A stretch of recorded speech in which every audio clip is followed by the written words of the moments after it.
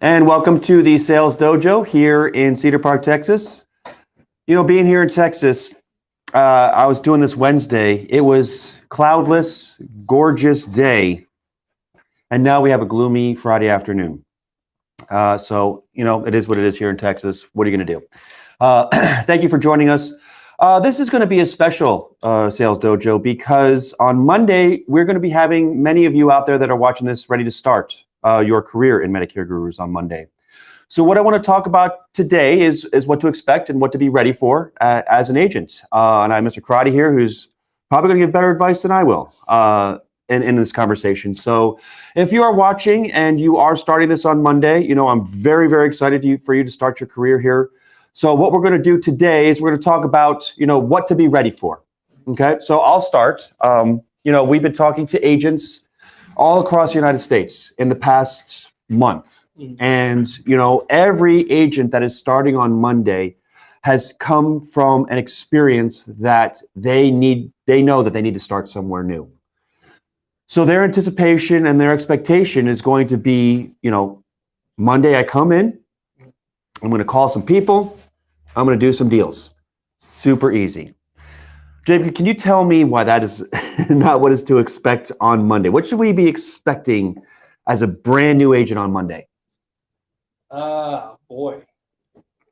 I was going to use a fish line, but now I can't remember it. But Yes. From Sample in a Jar. Yeah. Where it says, it was foggy. I was groggy. Yeah. There's going to be a little bit of grogginess. Yeah. Just because you are not full-blown gunslinger accustomed to everything yet. You know, you might be linguistically, you might be presentation-wise, everything like that. But there's still stuff that you have to learn before it's just automatic. Yeah. So the very first thing that you can do is just dive in, baby. That's really it. Yeah. I mean, to start this successfully, you really got to dedicate those first 6 months to getting yourself and your business, because you're creating your own business, off to the right start. Mm-hmm. And what that is not lollygagging around.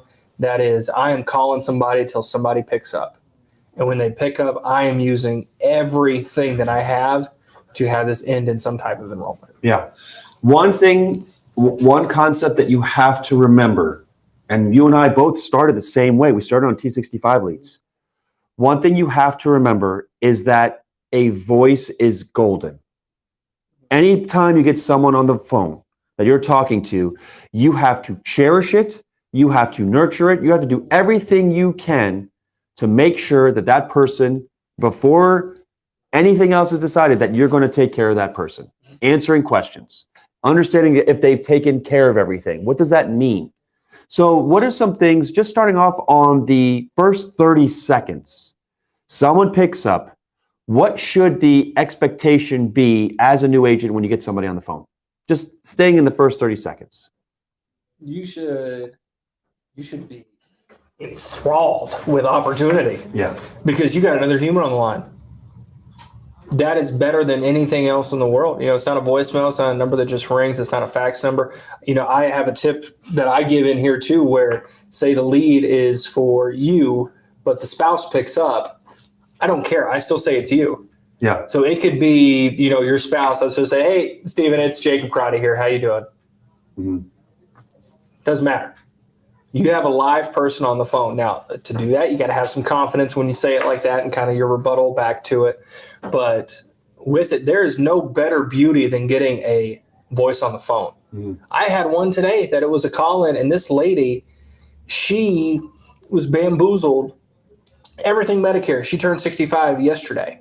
You know, luckily she got a plan G, but she got a dental plan that she didn't know about. She didn't get signed up for a drug plan. They told her they signed her up for a drug plan. She didn't.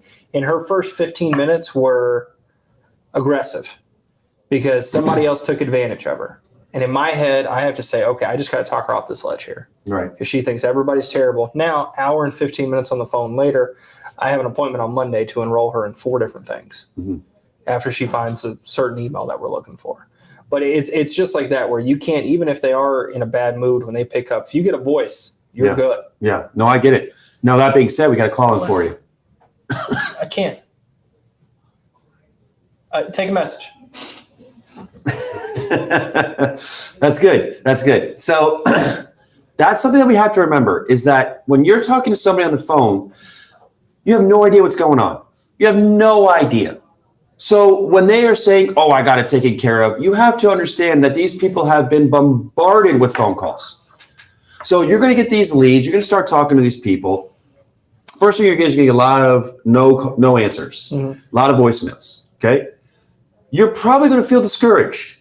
Okay. You think that this is going to be something where you call up and someone's going to pick up and say, hello, yes, I would love to do a deal right now. Like, it's not going to be like that unless you have, a unicorn in the fields, But what happens is that your mindset should be exactly what you said. I want to reiterate that. You should dive in and you should dial until you talk to somebody. But I would also say too, when you talk to somebody, you need to cherish it. Yeah. That is your moment. That's your Eminem. You got one shot. Yeah. Do not let it change, because we know Medicare and the way we kind of handle it, a lot of what we do is one call closes. Yes. I don't need to follow up with you because I already know what we're going to do. If you have another appointment or something like that, and we have to do, okay. A lot of what we do is one call closes. So when you get them on the line, that's your shot. If they're in a bad mood, figure out why they're in a bad mood. Ask them, hey, how's it going? And they go, not interested. Well, what are you not interested in? Yeah. I haven't even talked about it. Right. You have to have that mentality and it's not a sales gunslinger, Wolf of Wall Street type mentality. It's not. You have to look at what's in front of you and say, okay, I have another person on the line that needs my help. I don't know what they need help with yet, but I'm going to find something to help them with. Yeah. And if they're in the best thing, they're in the best thing, but I can at least help them and let them know that they are in the best thing. Yeah. But for now, I have a job and my job is to help you. That's exact mentality that you have. And no matter what is going on, the little tip and trick, have a mirror, look at yourself, especially if you're working from home and you don't have any interactions besides maybe just yourself in your room or people coming in or anything like that. You need to see faces. You need to see yourself. One thing that helped me started closing at an alarming rate here, where people just stop saying no, is I watch myself as I'm talking when I'm going into the close, to act like it's you and me and I'm here talking to you and we're doing it like that. Yeah. So that's just another little thing. Have a little mirror, have a little something there, kind of help you out, make that human interaction. Yeah.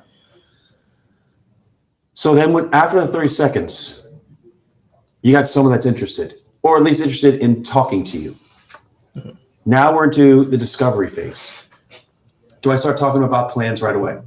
Oh, absolutely not.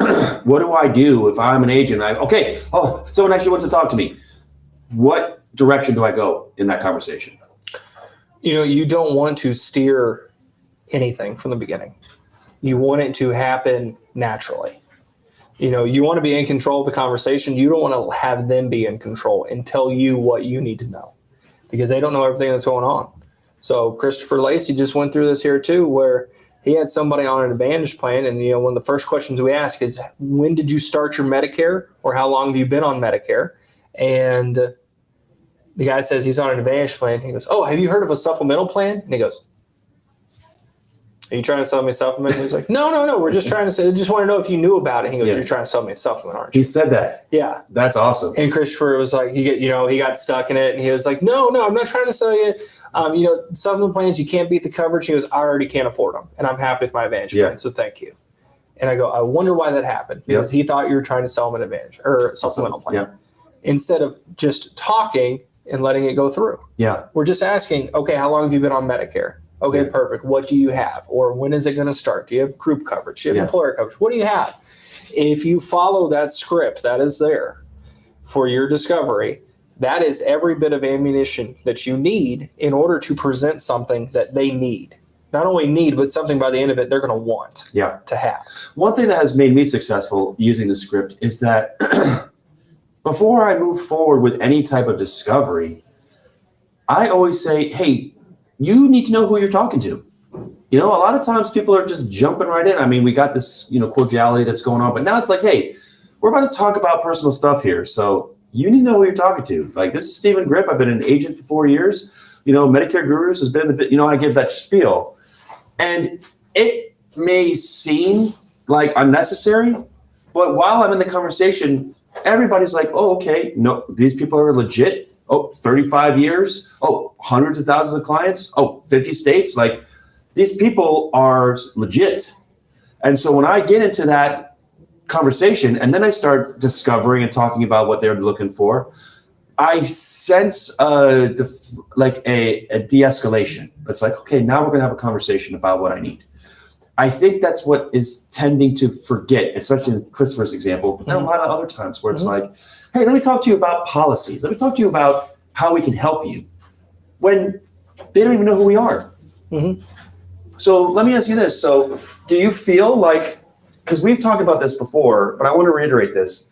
Do you feel that us saying who we are is important, or do you feel like the conversation outweighs the identification? I think us who we are, it's very important because it does set a precedence for it.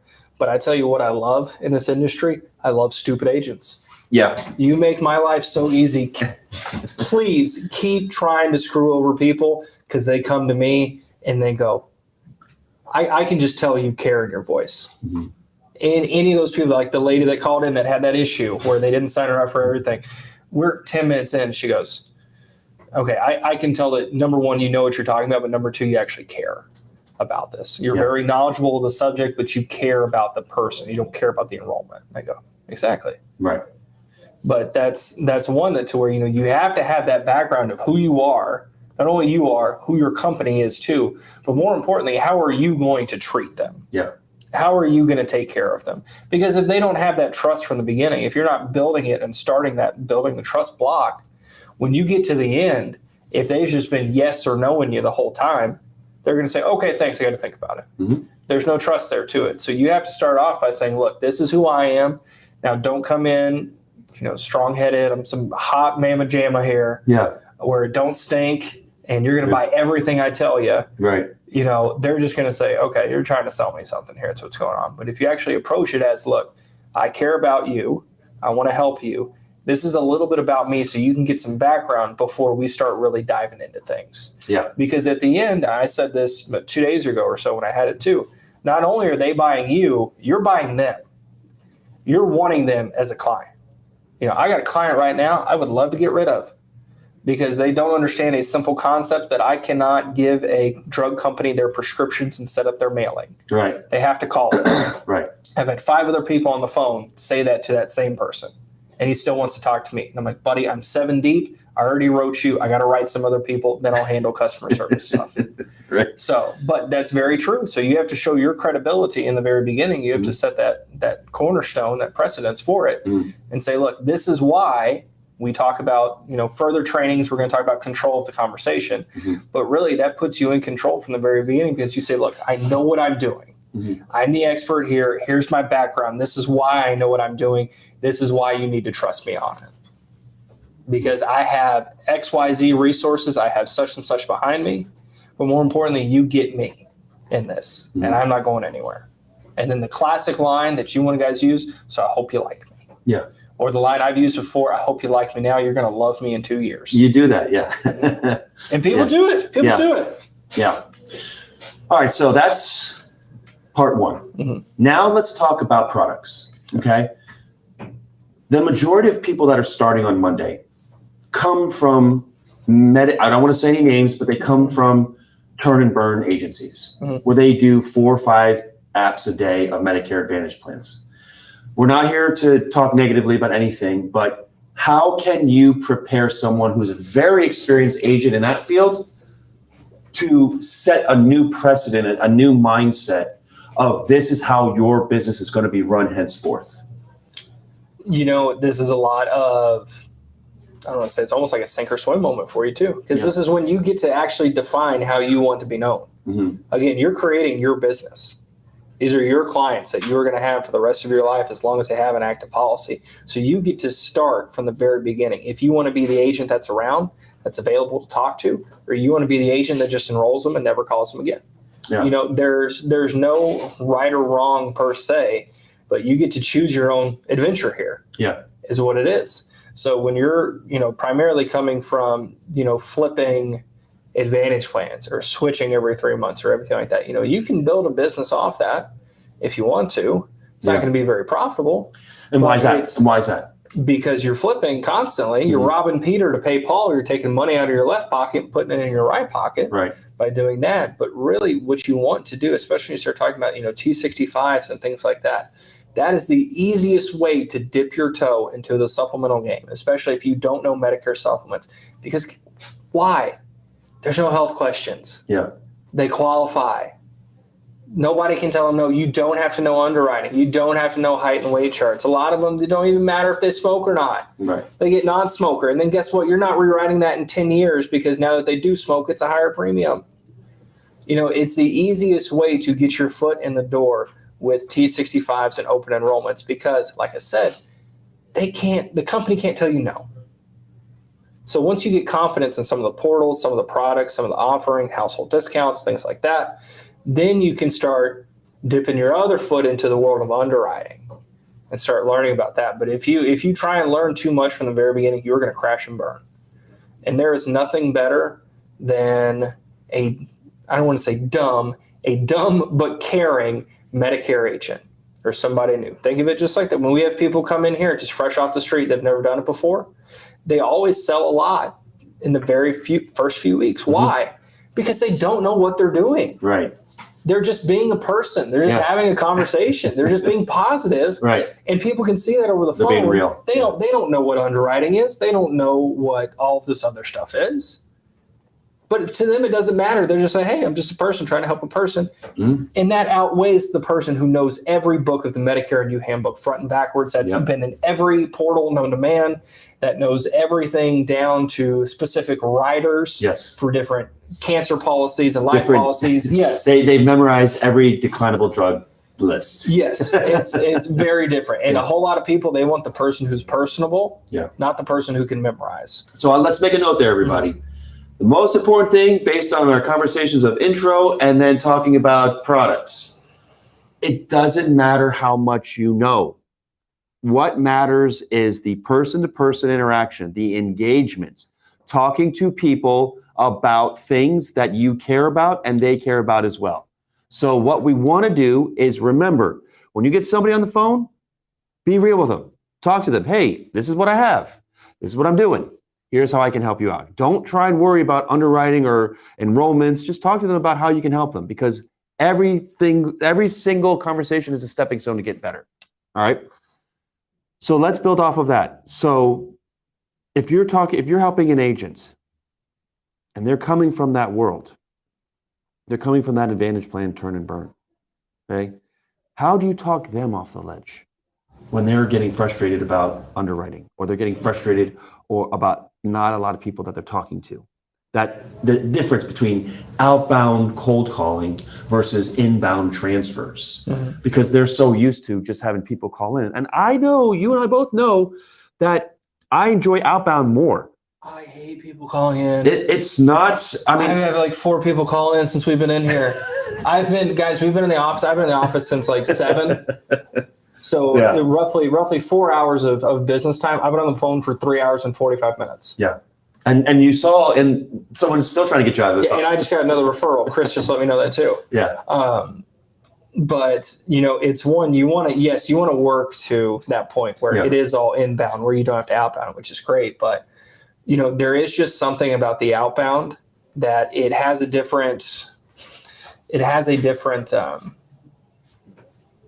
challenge. Thrill. That's a different thrill challenge. to it. Yeah. Boy, you get pumped up when you one call close these outbounds. Yeah. That's so good. Kind of like the same where if you get an inbound and they're like, oh, I need help with this. And then you sell them that, you're kind of like, great, got a new client. I'll be able to help you out here. But you're not like, oh, I had to work for that one. Yeah. Now if you get 4 or 5 in that one call and they just wanted one thing, okay, that's a little different. But that outbound, once you hit it, you can never go back. Yeah.